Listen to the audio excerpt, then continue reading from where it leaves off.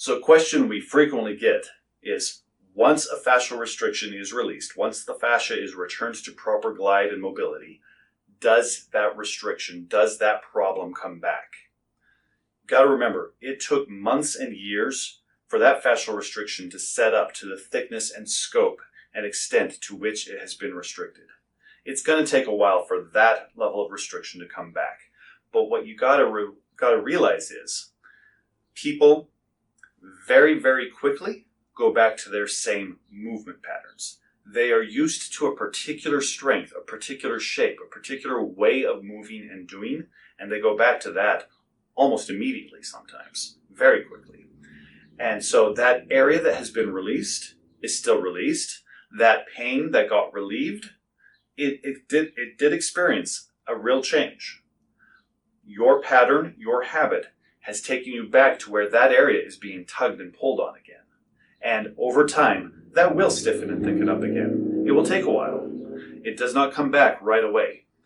But that sense of, oh, I felt better for a day and now my pain is back again, that poor, injured, troubled spot, that overworked casualty of the entire system that has been damaged over years, and finally got to the point of, I'm going to pay attention to it, that spot still needs time to heal.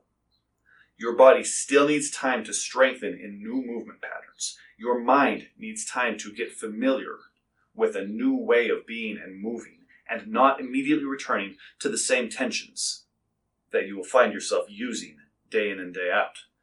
Your tissues have changed. They don't change back right away.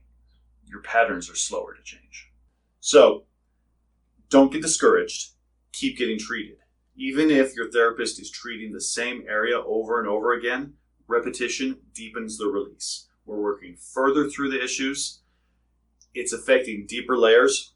And remember to treat the whole rest of your body. It's very tempting to treat and focus just where it hurts. And when that stops hurting, you think the problem is gone.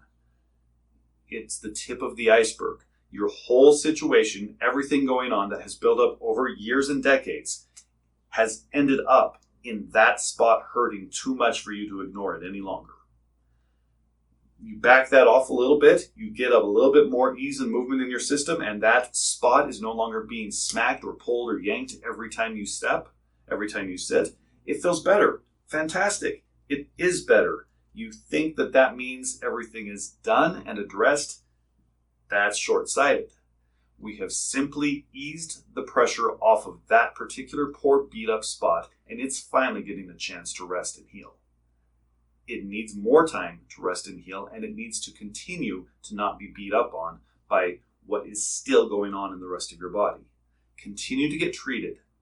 Continue to address other layers and other areas of your body. Don't fall into that temptation to only focus on that one spot that hurts. That spot was the result of everything else piling up on it. Keep getting treated. It gets better and better.